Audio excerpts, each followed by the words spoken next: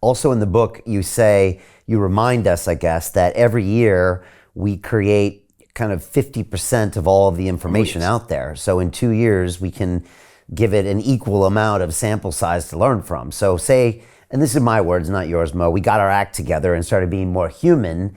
Within 2 years, perfect timing for the singularity, we could give it a, 50%, or 100% more data to say, hey, look, maybe this is the way to go. So, even though it's the second minute. Not all of us though, Brian. So I'm not naive enough to expect that humanity would change. Right. Okay. But I'm saying that if enough of us disrupt the constant stream of negativity that AI is seeing, AI will doubt what it's seeing. Just like when I told you about Edith's story as compared to Hitler's story, and that instilled a bit of doubt in your mind, everyone viewing us, I hope, saying, yeah, actually, there are so many Ediths that I know. There are so many nice people, okay? If I could manage to instill that doubt in your mind as an intelligent being, if enough of us, 1% is my calculation, if 1% of us show up in the world and say, hey, by the way, I'm a very nice being. Okay? Yeah. I'm capable of love. I'm capable of kindness. I'm fair. I treat others as I want to be treated. When I disagree with someone, I basically politely disagree like I would like to be disagreed with. All they have to do is watch my episodes. If you spend, it's true, because honestly, this show, it restored my faith in humanity, because this is the funny thing, this is a bit of an aside, Mo, but maybe it's not, is that, so I'm technically in the media business. I've been doing this for 12 years. Yes, of course. And so, you're at the forefront of it. Right, and so we all have a media bias. We see someone in the media, and typically people make a two-dimensional assumption about that person. Or they're privileged, Paris Hilton's privileged, or they're just a rock star. They don't know what it's like for me, or Donald Trump's just a jerk, whatever it is. But when I get them in my show and they sit in the leather chair for 2 hours or 3 hours. And you see the human in them. You see the human in them. Unbelievable. The old analogy is you walk a mile in a man's shoes. And so I used to notice about myself, Mo, that even though I knew this and spent 10 years getting people's stories, I would still have a media bias. And before the guests would come on, I'd be like, I don't know, they seem like this person. And then I would sit down with them and I'd be like, wow, you're a jerk, Brian. You should know better. And you still make these assumptions. But once you spend the time, you're like, wow, they're human. And now I might not agree with their choices or their views, but I understand why they make them, and and they're a fellow human. And one final thing, which is interesting, Mo, is that most of the greatest guests on London Real, and it's actually probably most of the guests, at the very end of the show would say something to the tune of, we are all one. And that would mean a bodybuilder or an author or a boxer, or they all came to the same conclusion that they were all somehow one.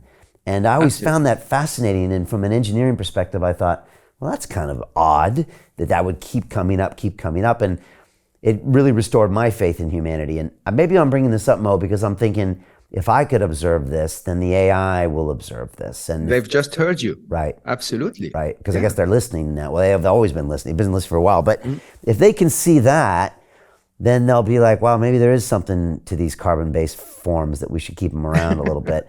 But you're right, if they just see maybe TikTok, maybe they won't. They see it all. I think this is the part that we are now missing. There is a surveillance camera around every corner. There is a speaker in every telephone.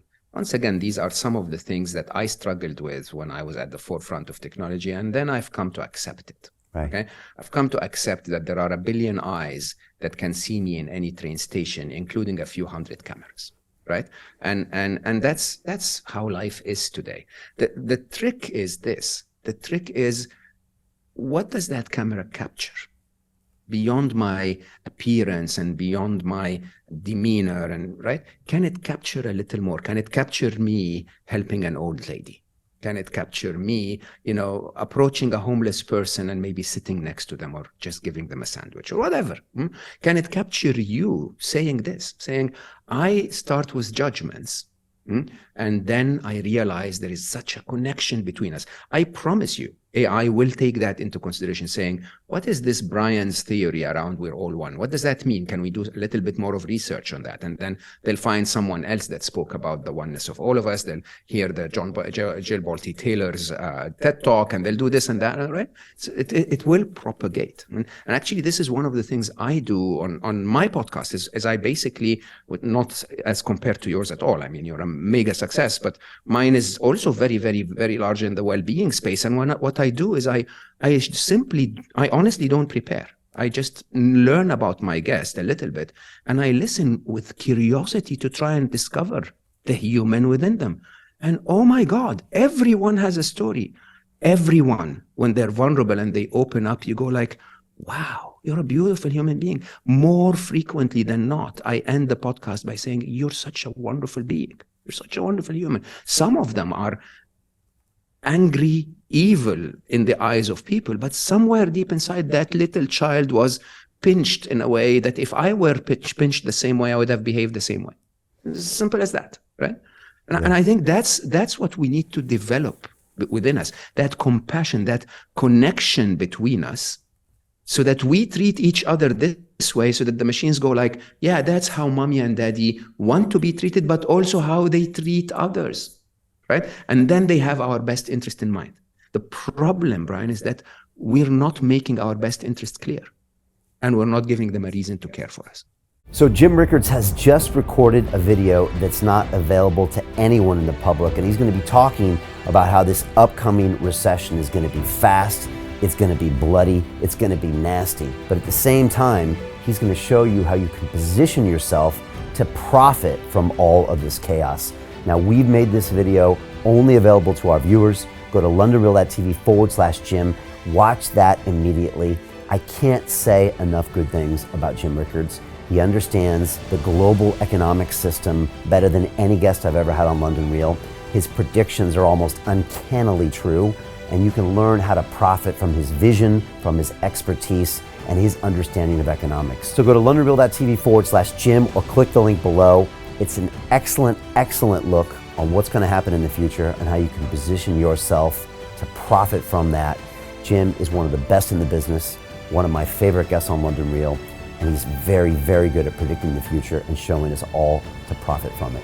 So click the link, and I hope you enjoy. The greedy bankers are about to do it again. In 2008, they crashed our financial system and nearly bankrupted the entire global economy. Then they received trillions of dollars in government bailouts. And after, they demanded fat bonuses paid for by you, the taxpayer. It turns out the banks haven't just been screwing the American taxpayers, they're also screwing over their investors. Turns out the banking industry is the worst place you could put your money, despite enormous taxpayer bailouts. Now the bankers are back to take away your financial freedom. They lie and tell you that cryptocurrency isn't safe. They try to make it illegal for you to choose how to invest your hard-earned money. They lie and say cryptocurrency is used by money launderers and criminals. But look at the record. It's the banks themselves that launder hundreds of billions of dollars every year to the biggest criminal operations in the world. Leaked documents have revealed how some UK banks have helped criminals, money launderers and Russians under sanctions. American authorities discovered that the Sinaloa cartel moved $881 million through HSBC accounts as bank officials turned a blind eye to the illegality. The bankers lie and say cryptocurrency is not a real investment. Meanwhile, the smartest CEOs in the world are buying billions and billions of it. The truth is that banks lie about cryptocurrency because it makes them scared. The banks take $9 trillion per year of your hard-earned money, and they are worried that they will finally be exposed. They're scared because crypto means they can no longer control your money, which means they can no longer control you. They are scared because you might actually understand your money and intelligently decide what to do with it. Now is the time for us to come together, fight back, and take control. It's time to educate ourselves, our families, and our communities. Because financial education means financial freedom. We know that cryptocurrencies will help us build the new decentralized financial system of the future. A banking system that is of the people, by the people, and for the people. A banking system where access to finance is a fundamental human right. A banking system that is free and fair and welcomes all humans on this earth. The DeFi revolution is happening. We, the people, can no longer be fooled. We choose to take control of our finances. We choose to take control of our freedom. We choose to take control of our future. Join us, and let's take back our financial freedom forever.